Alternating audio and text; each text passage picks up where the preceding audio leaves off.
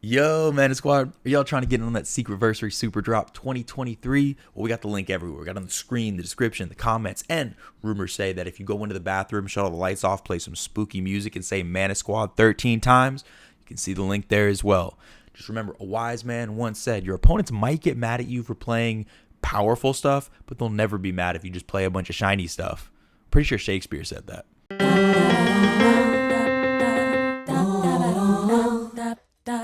Welcome back, everybody, to another episode of Command Center. We'd like to put our favorite commander, maybe even yours, front and center. And you know we can't do it unless we find out those three secretive letters, EDH.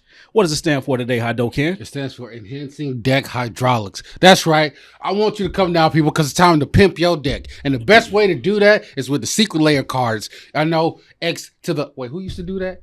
That was X... No, couldn't be X. Yeah, keep it going. Xavier from X-Men. That's what right, used to do it. Professor X. Yeah, X gonna give it to you. Anyway, so basically we was looking at each other. We was coming out with this new set of Secret Lair, and apparently it's coming up on its 4-year anniversary. Yeah, it is insane. When we were looking it up, I was like, okay, it's probably like the second anniversary because Secretversary for 2023 is coming up. It's 4 years. The first Secret Lair started almost 4 years ago in 2019. Which is kind of terrifying because in my head it was brand new. 2019 was 4 years ago? That's also terrifying. Wait, I got to put something out there. Okay, I hopefully they have, because I know there's like 160 plus Secret Lairs out there. There better be one out there called Secret Santa. If not, I'm gonna rage. We now want to talk about, I guess, what some of our favorite Secret Lairs have been for this 4th anniversary. What are our Secret Lairs so far that we, art style, the cards in them, whatever it may be. We picked out a couple of our favorites so we can kind of go down the line. And start with Sid, if you want to hop in first. Ken's gonna get it. Okay, my favorite is, of course, and I saw this one, and when I first saw it, I was like, "Yo, this is actually pretty dope," and I hope they do more in this vein. But the classic monster posters that they did. With the monster movie posters? With the monster movie posters. I thought that was incredible. Because when Blasphemous Act, I think, is in there. Beast Within looks amazing. And these are like throwback to horror genre, which I'm pretty sure horror is your favorite. But when I first saw these, I thought that looks amazing. I would like an entire deck. Because that goes 1-in-1, especially with a creepy commander. Mm-hmm. And I was thinking, wow, I just want to build a deck to fit all these in there. And I would love to build around that theme. So I thought that was amazing. Yeah, definitely. So I'll start off with mine. We're doing more than one, right? Yeah, we're doing it. Because not surprisingly, but there's a lot of Secret Lairs out there, and I found a few that I actually love to look at. So, yeah, the one specifically that I want to talk about was the Party Hard, Shred Harder little prints that they did, because the first one that caught my eye, and Derek alluded to it earlier, one of my favorite first commanders was Straxamundar. And we didn't really ever get any variations within the print of that one. So this was one of the first or second art kind of scans on it, and it looked very, very good. Like it looked menacing the way I envisioned Thraxamundar to be. So I was like, I got to pay attention to this. And then the other one that really caught my eye from this one was the Decimate. One of Ken's favorite cards. It looks like something out of Stranger Things, like not one of the monsters, but just the whole theme of it, just like really hellfire and rock band, and everybody's about to suffer. Everything that happens after you eat from a restaurant with spicy food. It's all control, Ken. I love it. All right. No, I love that. That was art style wise. That was one of my favorites. It made me... Thraxamundar is never really a card I looked at, but that one made me want to try to force a build for it. All right, so the first one I want to talk about, you mentioned trying to build a deck. Both the Secret Lairs I'm going to talk about, I've actually built decks around just so I could have all the Secret Lairs in a deck that I played for a while. So the first one I'm going to talk about is the Prime Slime Secret Lair. This is the one with like the oozy art. I remember when you got that. Yeah. Yes, it had Necrotic Ooze, Acidic Slime, Scavenging Ooze, Void Slime, and Mimeo. And the best thing is they're all within Sultai colors. So I had a Mimeoplasm deck for a long time. That was just all of these cards in there with those arts. And then trying to have like an oozy sub-theme. This one was... what I loved so much about this one is for Commander players, everything was in the color identity of the legendary creature in the Secret Lair. So immediately you already had a commander for your deck. You had some of the key cards for it, like in a Mimeo deck, you're going to want a Void Slime, Acidic Slime. You already had some of the cards you'd want in there anyway. And just the art, it was just one of those things where to this day, like putting one of these in a deck without the others feels wrong. It just feels like it's naked and alone, scared out in the world. And that was what kind of made me sad about sorry to jump back, but the Party Hard, Shred Harder, it kind of jumped over in a color pie. And I really wanted to get the whole thing, but I just ended up picking the Thraxamundar out of there. That one's art is so good, and that's the OCD thing about myself. So with thematic art that doesn't fit, I feel like for the commander it's okay. If it's not in the 99, if it's your commander, it could be the wildest art ever because it's in its own separate zone. Like that's my thing as well. Exactly. It's the head of the bed. Well, just as long as the head of the bed is doing whatever, nobody cares. As long as he fly, we fly. Exactly. Right? Nobody cared about NSYNC except Justin Timberlake. There we go. Nobody looking at you, Otis. Exactly. Wait, who's Otis? No. Sorry, whoever Otis is, we apologize. We don't know who you are out there. Okay. Nobody came to see you, Otis. You said it again like that's supposed to. Okay. Anyway, so my second pick is one of my favorite ones, and this is actually a weird one, and I love it because it's so weird. Just add milk. So just add milk. When did this happen? This is the extra secret layer. Yeah, exactly. I don't know about this one. This is the one brought to you by Kellogg's. Exactly. Speaking of which, that's the whole theme. It's cereal based creatures. So all the creatures are put on cereal boxes.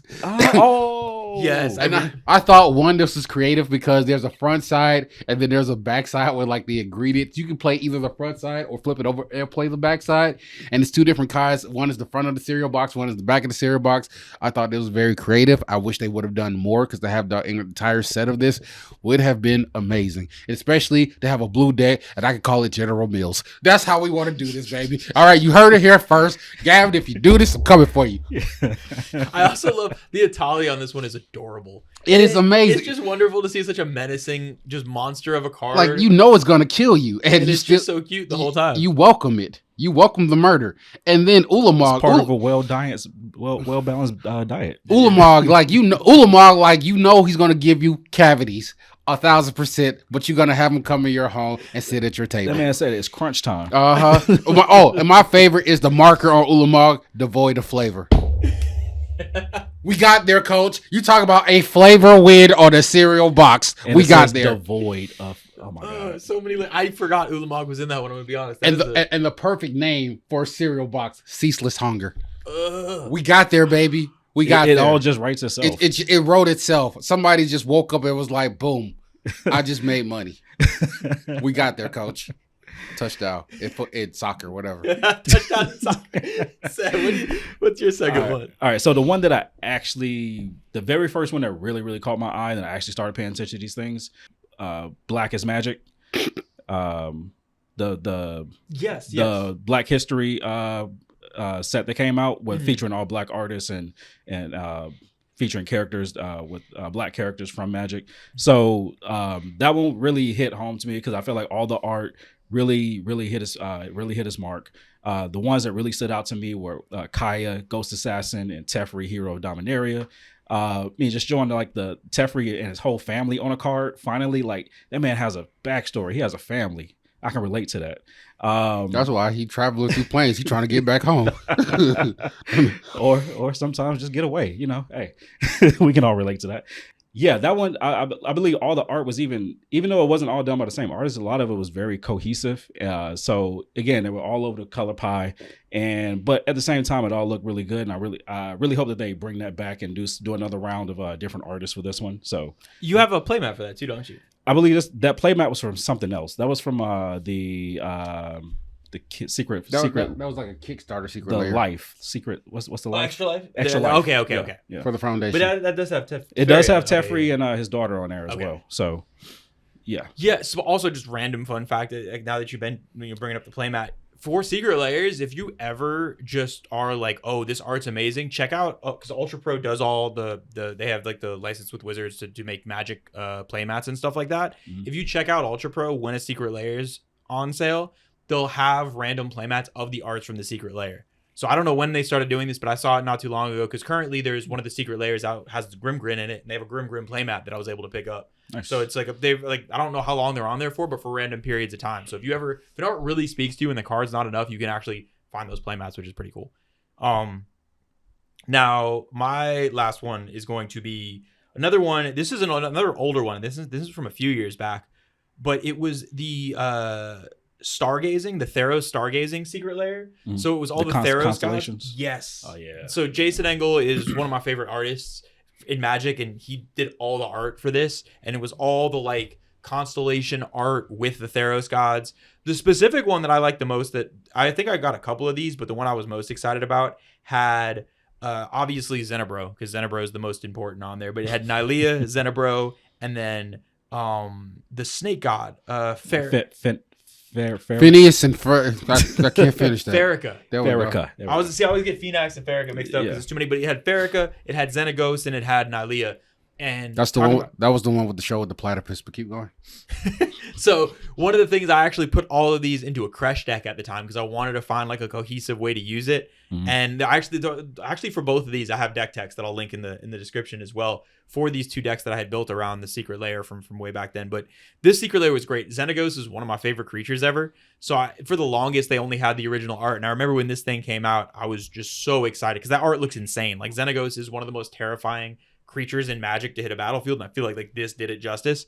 But yeah, the Stargazing ones in general, I feel like the Theros gods are just played everywhere in Commander. Like if you have any deck, you can find a Theros god to fit it. And so it was really cool getting a chance to see those with the different art style, especially because at the time we had just gotten Theros Beyond Death with new art, so it was cool to see it kind of applied to the OG gods. But that's going to bring this episode to a close. Let us know in the comments what your favorite Secret Lairs are. How do you use them in your decks? Are you somebody who just puts them on a wall? Or are you going to like force a deck because of how much you like the art?